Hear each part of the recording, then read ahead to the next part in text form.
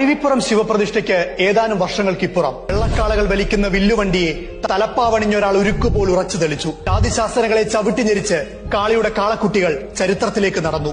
മഹാത്മാ അയ്യങ്കാളിയുടെ അന്നുരുവം കൊണ്ട സമരപ്രകമ്പനം അന്നോളം രാജപാതകളിൽ നിന്ന് അടിയകം അകറ്റി നിർത്തപ്പെട്ട മനുഷ്യരെ തങ്ങൾ ആണ്ടുപോയ ദുരിതാന്തകാരത്തിൽ നിന്നുണർത്തി.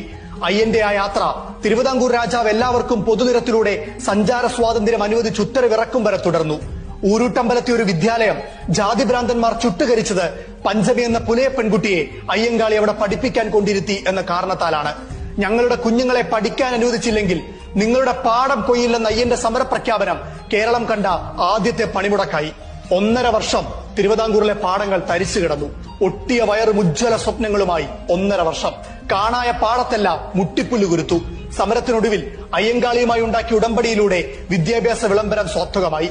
വിദ്യാഭ്യാസത്തിന് അവകാശമില്ലാതിരുന്ന തന്റെ ജനതയ്ക്കായി സ്വന്തമായി പള്ളിക്കൂടം വരെ സ്ഥാപിച്ച് മറ്റൊരു വിപ്ലവത്തിന് അയ്യൻ തിരികൊളുത്തി. മനുഷ്യാന്തസ്സിനുമേൽ മാടമ്പിത്തമണിയിച്ച കല്ലുമാലകളും ഇരുമ്പുവളകളും പൊട്ടിച്ചെറിയാൻ അയ്യൻ ആഹ്വാനം ചെയ്തു.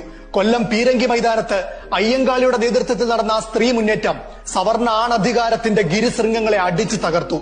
തിരുവനന്തപുരത്തെ പഴയ വിജെറ്റി ഹാളിൽ ചേർന്നിരുന്ന ശ്രീമൂലം പ്രജാസഭയിൽ നീണ്ട 2.5 പതിറ്റാണ്ട് കാലം അടിച്ചമർത്തപ്പെട്ട ജനങ്ങളുടെ അവകാശങ്ങൾക്കായി അയ്യങ്കാളി ശബ്ദമുയർത്തി.